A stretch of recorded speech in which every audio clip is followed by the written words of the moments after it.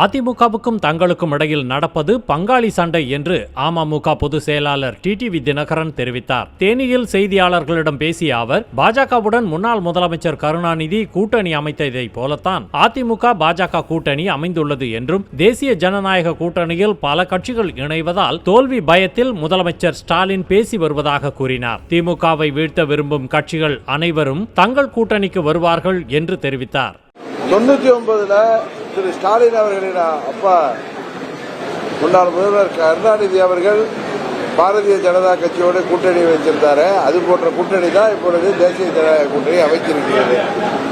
அதனால இந்த கூட்டணி எல்லாம் தேசிய ஜனநாயக கூட்டணி மேலும் மேலும் பலப்படுவதை பார்த்து அவர்கள் அச்சத்தில் இருப்பதெல்லாம் அவர் பேசுறார். அப்படிதான் அதை எடுத்துக்க முடியும். உண்மையாக எந்தெந்த கட்சியெல்லாம் திமுக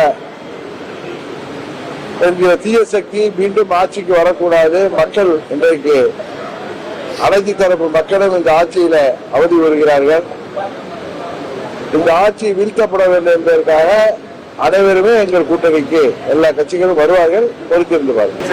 அன்னைக்கு அமித்ஷா அன்னைக்கு சொல்லியிருக்காரு, தேசிய ஜனநாயக கூட்டணியில தமிழ்நாட்டில் அதிமுக தலைமையில நாங்கள் கூட்டணி அமைச்சிருக்கோம் சொல்லியிருக்காரு. அதன் அர்த்தம் என்னவோ அதுதான் நயனார் சொல்லியிருக்கோம்.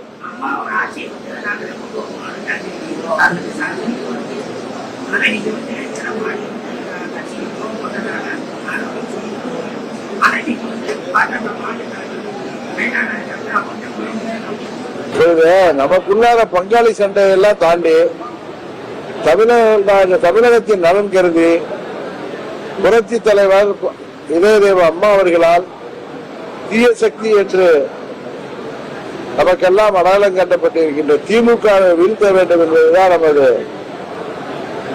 முதல் கடமை. அதை செய்ய வேண்டும் என்பதற்காகத்தான் எல்லா கட்சிகளும் ஒன்றிணைகின்றன. செய்திகளை உடனுக்குடனும் துல்லியமாகவும் தெரிந்து கொள்ள சப்ஸ்கிரைப் பண்ணுங்க.